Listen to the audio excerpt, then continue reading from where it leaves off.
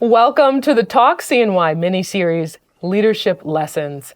This season, we are rolling out a new format where we're going to sit down with community leaders to discuss their personal and professional lessons that have led them to where they are today and serve as a guiding light forward. Our first guest is Merike Treier. She is the Executive Director of the Downtown Committee of Syracuse. And in that role, Merike oversees all of the Downtown Committee's programs, from development to revitalization to security and environmental management.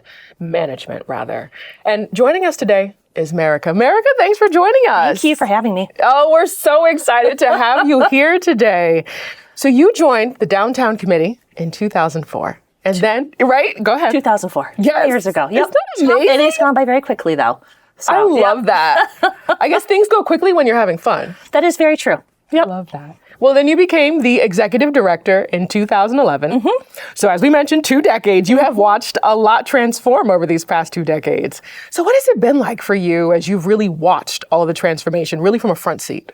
It's been really exciting. And I think anyone who is working here in Syracuse or Central New York, you kind of feel that energy, and you recognize that you are surrounded by so many people that want the best for the community. And so here in Syracuse, you're able to see tangible impact from the work that you're doing. And I think many of us who are in the nonprofit space, that's really important to us, is feeling a part of the mission and being able to see the progress coming from that work. But nothing happens in a vacuum. We're really fortunate to have so many partners in this effort. And again, everyone, I think, pulling together to create that vibrant downtown Syracuse that we all want to be a part of. I love the collaborative efforts that really come together to bring about a vibrant downtown for everyone. So what would you say then is the tipping point, right? Whether it's a moment or a project that really transformed downtown? It's funny because, right, 2004 is when I came here to Syracuse, and I'm from the Rochester area originally. And, I would come here. My grandparents lived in this area. We'd come here for SU games. Some of my early memories were driving the 690 to 81 interchange. There was this round, it was a Holiday Inn hotel at the time, but like white knuckling it as you like raced on to 81. And so now to be in a place where that project's finally moving forward. But I had a lot of memories of Syracuse and, being here for 20 years, which again, I said, it's gone by so quickly, which, is a testament to the fun you have right in your job. But Armory Square, when I came here in 2004, was really what people thought of when they thought of downtown Syracuse. It was a center for nightlife. It was a center for entertainment. There were housing units on the upper floors. And that's what people thought of. Hanover Square was still this wonderful square. We used to have our offices over in the State Tower building. It was a fabulous location. But Salina Street really looked a lot different than what you experience today. And so I think that was one of the major, most visible tipping points, I would say, in terms of downtown's progress forward, because so many people judge the health of downtown Syracuse by what you're experiencing on that street level. And there was development happening on the 200 block of Salina, development happening on the 400 block, but that 300 block of South Salina Street, right where our offices are located, didn't see that same level of investment. So there was a lot of effort and partnership by the community to create a historic preservation district. And that then allowed for developers to take advantage of historic preservation tax credits, which allowed to help fill that financing gap that was so crucial in making these real estate projects make sense moving forward. So there were the developers that took risks on these projects.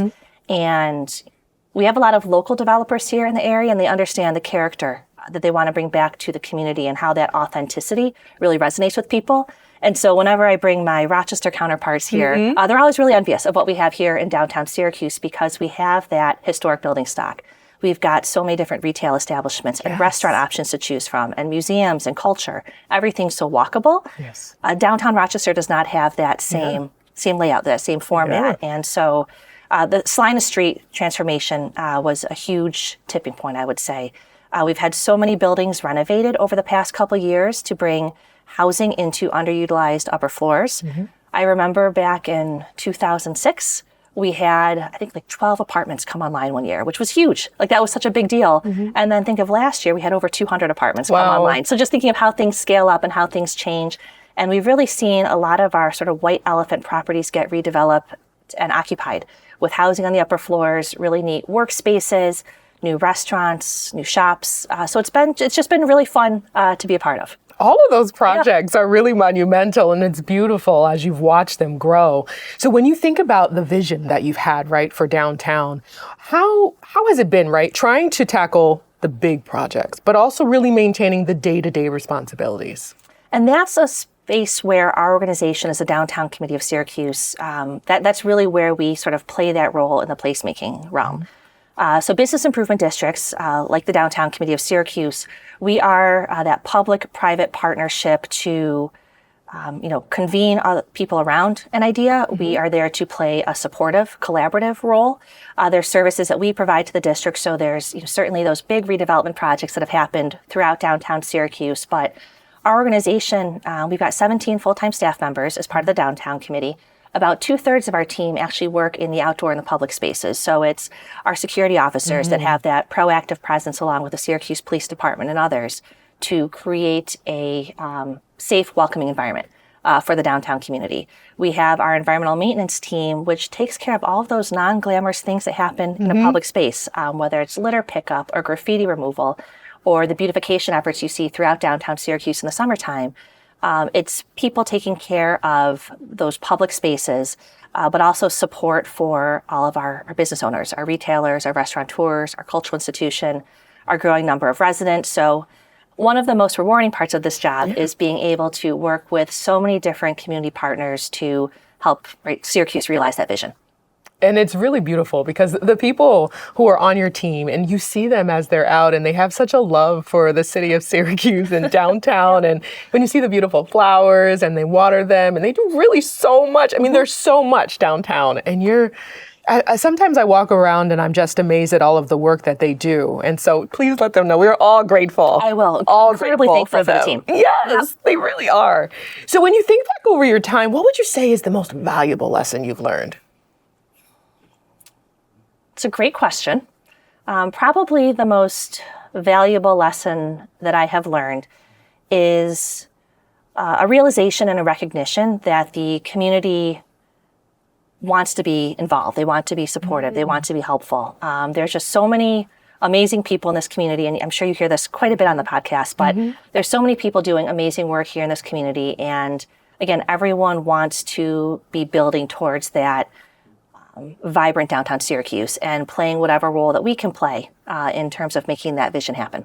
That's one thing I love about this city is that people are so passionate about Central New York, about Syracuse. It is really beautiful to see. And I don't know if I answered your question. The valuable lesson is not only are there amazing people, which is obviously like the recognition, but people want to help.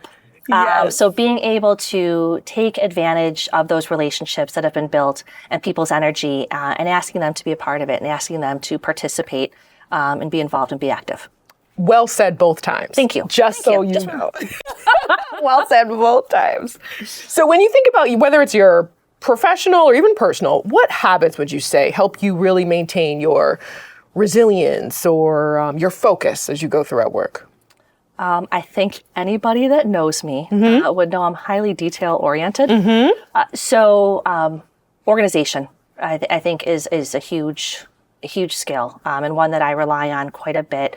I pride our organization on being responsive. So being able to follow up with individuals either on information that we can provide, how we can help if we don't have an answer in that moment, what we're going to do to be able to find that moment, find that answer for an individual. So organization, that's time management, follow through, honesty, accountability, integrity. I think those are things that run through all members of our organization. All beautiful. Great pillars to have, really, for even just an individual. Yeah. So when you think about any position, there are always challenges. So how do you find a way to turn the challenges into opportunities? And we heard you really earlier when you were talking about the 300 block of Salina Street and you found the tax credits. But what are some other ways that you've turned challenges into opportunities? Yeah, I think it's that mindset of seeing those challenges first as opportunities. And so trying to find that nugget of something that you can build on, piloting a certain project to see if it gains traction, making adjustments. So it's always looking at downtown or any of the efforts that we're involved with an eye towards continuous improvement. Very nice. But I hear what you're also saying, like the research and development, also part of it, piloting it and then adjusting.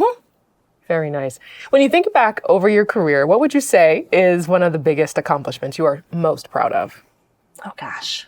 I feel like my answer would vary depending on the day. Okay. I think we get the opportunity to be involved with so many different people within our community. So, it could be like walking into Darwin's sandwich shop. And we worked with them on a grant when they first moved and opened their business in downtown Syracuse. And so in this work, you get the opportunity to work alongside so many individuals sort of in the trenches of bringing a project to fruition. So it's, being able to build those relationships and still see, right, those businesses thriving. Right, and then knowing that, you were able to leave something better than you found it and be able to help them along their journey. So that's always really rewarding to see some of the real estate projects that have transformed, and whether it's information that we have provided to help support the redevelopment project, or if we'd help to advise the property owner on available incentives, or provide market research, or make a connection with a potential tenant. So it's nice, again, just to see those tangible results in downtown of what's happening here, and knowing that you were able to help support the project to make that move forward. That's beautiful. Merike, you and your team do an outstanding job. My goodness. Teamwork is key. And so it's surrounding yourself with that wonderful team that are passionate. And right, because you spend so much of your time at work, you got your workplace family. So it's important to enjoy the folks that you work with, but also, having that team, because nothing happens in a vacuum. It's all partnerships. It's all collaborations. It's all work with the community. So that teamwork is very important. It is. Yep. So then what legacy would you like to leave as a leader? As far as what legacy I would like to leave as a leader, I think people looking at downtown Syracuse with optimism and excitement. Okay, so on this podcast, we are going to have some fun. We're going to go through our rapid fire section. Okay, so in this section, what we're going to do is give you a series of questions. There are 10 questions that you currently have in your hand. Yes. And so the goal is just you'll flip through the cards. You can read the question and then answer. We'll give you 30 seconds, and then you can move on to the next one. Okay. All right, so go for it. Am I getting timed for this? No. I can if you'd like. No. Let's see. Who or what was the greatest influence on shaping you into the leader you are today? I would have to say I was, probably my mom was a significant influence. She always, she was just a really good role model as far as work ethic and integrity and what she did for her job. So that was always something, right? You grow up watching your parents and what they do. But also, I would say, there were, when I had first started out, there were, 20 years ago, just a different environment. And so I remember, in situations where there would be, more seasoned professionals or individuals who would make the space at the table for me or make space for me to be able to share my opinions or thoughts on it. And so those were really important experiences that I remember that I try to carry forward as well. That's beautiful. We always need someone like that. How would you characterize your leadership style overall? I would say trusting in our staff, pretty level-headed and consistent, always trying to see the positive in a situation. And again, I mentioned this before, but right, as you approach any situation, trying to leave someone or something better than you found it. Well said. Thank you. Thank you. How do you manage stress to avoid burnout? We talked a little bit before.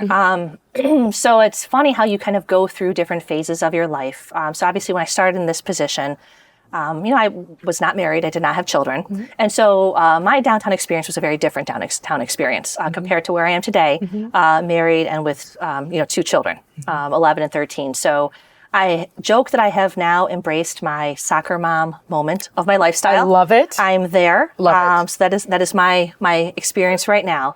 But what that's forced me to do is be really present. And so, I make sure that when I'm here at work, I'm focused. And then when I'm, after work or on the weekends, I try really hard to be present for my family and then get involved in different activities, whether it's soccer, whether it's hiking, whether it's extra activities. That helps me just stay balanced as well as refreshed. beautiful. Thank you. Next question. What moments in your career have brought you the most joy? There's been a lot. Yeah. And I think just this work in downtown Syracuse, because it's again like it's a small community, but still sort of has that big city feel. Mm-hmm. And so I think again, being able to always be surrounded by this exciting, vibrant work underway, people in our community that are undertaking this work and sharing this vision for a downtown Syracuse that's vibrant and welcoming and accessible. This is a really tough question to answer because it's hard to narrow it down just to one moment.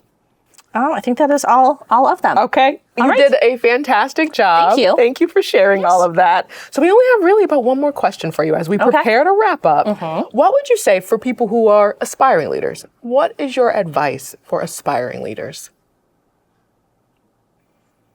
I would say take advantage of the resources around you. Oftentimes, people, other professionals are more than willing to share their experiences, share their connections, help kind of tell their stories of what's helped them along their path. So I said, don't be shy. Reach out to those contacts.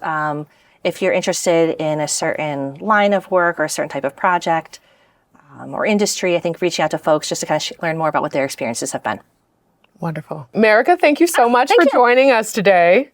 You did wonderful. Well, if you'd like to hear more in-depth responses from Merike, we'll have additional content across all of Center State CEO's social media platforms. Center State CEO's miniseries podcast, Talk CNY Leadership Lessons, is available across all major podcast platforms and on centerstateceo.com. What I'm looking for in a bank is one that's looking out for me, like NBT. I want a relationship and a team that supports me and my dreams, like NBT. And let's face it, life can get challenging. I need a bank that's focused on me. They've been rated tops in all the things that matter, like trust, customer service, and financial advice. So when I need a bank I can trust, it's always NBT and me.